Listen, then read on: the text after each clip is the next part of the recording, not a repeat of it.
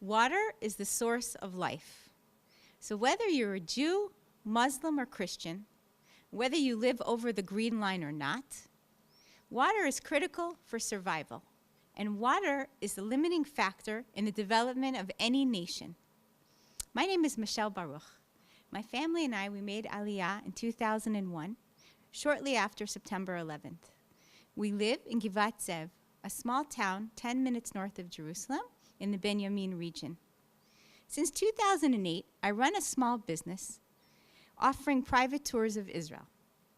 More recently, I have started a special niche in tourism that I call water educational tours, or WET. Everyone who is a guide here shares their love of Israel through a different perspective. And mine is through the prism of water and through the beautiful nature in Israel. I tell the story how Israel went from being water deficient to a water superpower in 70 years, and I try to promote Israeli water technology to visiting delegations. Israel is roughly the same size as New Jersey, where I grew up, an area of about 22,000 kilometers. One can traverse the whole country in 7 or 8 hours, lengthwise. But something unique about Israel is that it has such a wide range of climate zones and ecology in such a small space. It has 3 or 4 different climate zones. 50% or 55% of the area of Israel is desert. So it has an arid climate in the Negev, in the Arava, and the local Judean desert near the Dead Sea, which is the lowest point on earth. It has a semi-arid climate in Jerusalem, the capital, and in the area of Judea and Samaria. Has a Mediterranean climate along its coastline of 200 kilometers from the white cliffs of Rosh HaNikra near Lebanon down to Ashkelon in Gaza. The Mediterranean climate can also be seen in the Galilee, in the green hills and the lush agricultural lands there.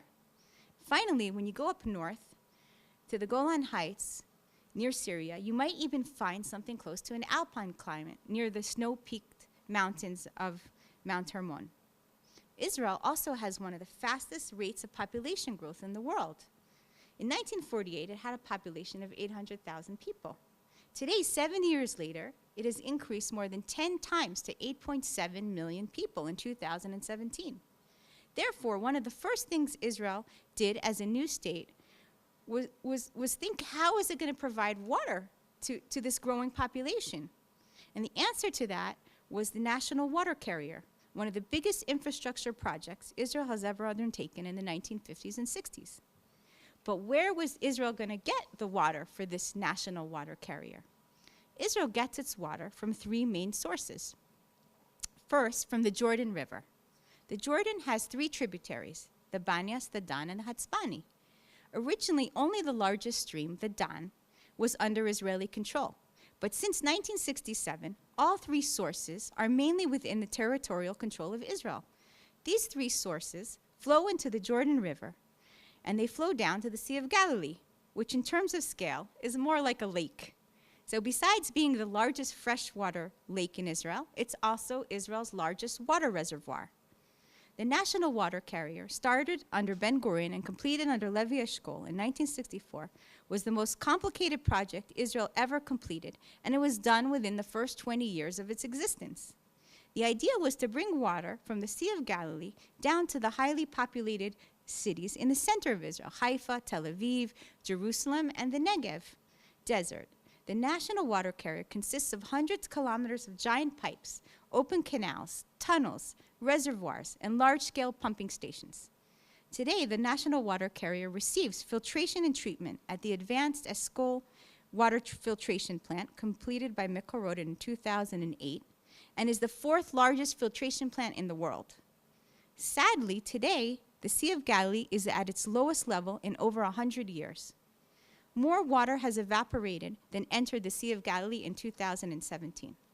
So if once the Jordan River had 500 million cubic meters of water, today it's down to 350 million cubic meters. So Israel has 2 other sources of water, 2 groundwater aquifers, the coastal aquifer and the mountain aquifer in the West Bank. The coastal aquifer is a shallow sandstone aquifer that follows Israel's coastline. Over the years, the coastal aquifer has faced serious pollution issues from fertilizer used in agriculture, different chemicals in industry, overpumping from its growing population, and from saltwater intrusion from the sea. Most of this pollution occurred after the State of Israel was created, and its growing population needed water supplies immediately. The aquifer was not too deep, and so one could easily sink a well down and pump water out. Today, the coastal aquifer is very polluted, and parts are being remediated.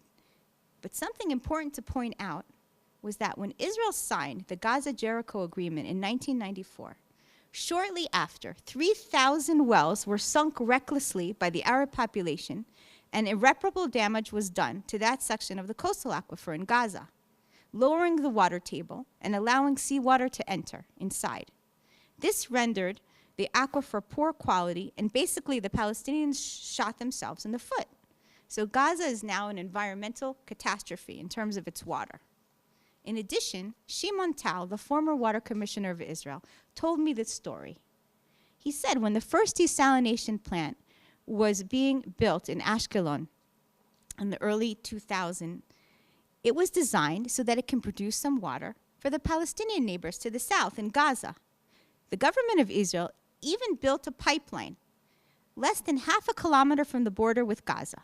So in theory, all the Hamas government has to do is connect 100 meters of pipeline, get together the funding to pay for this water, maybe from foreign governments, and they will be supplied with fresh desalinated water from Israel until they build their own large-scale plant.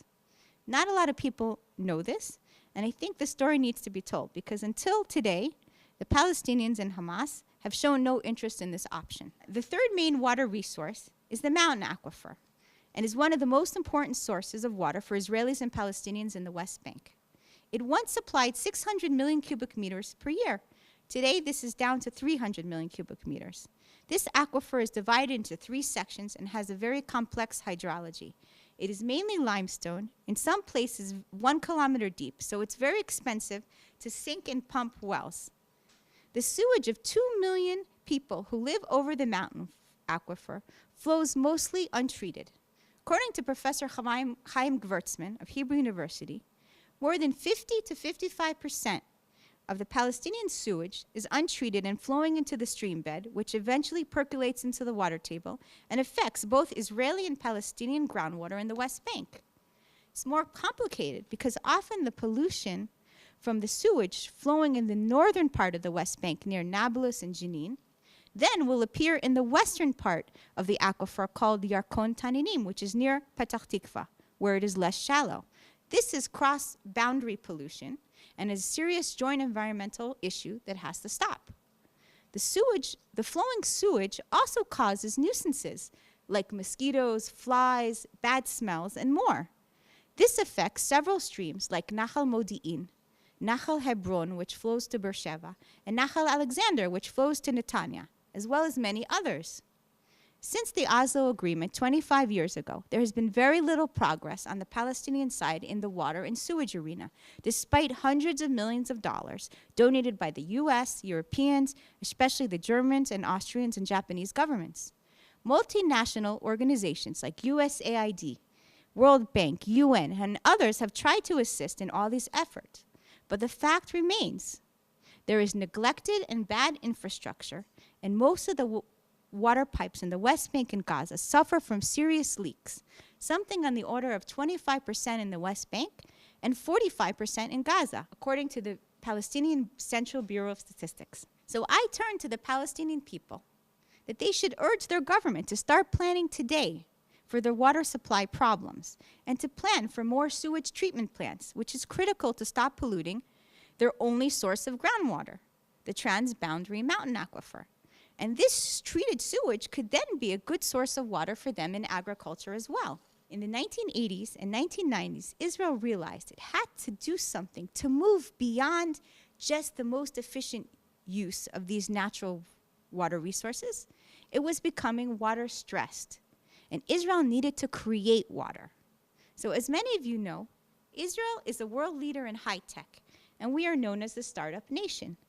This equates to something like 1 startup for every 1,800 people.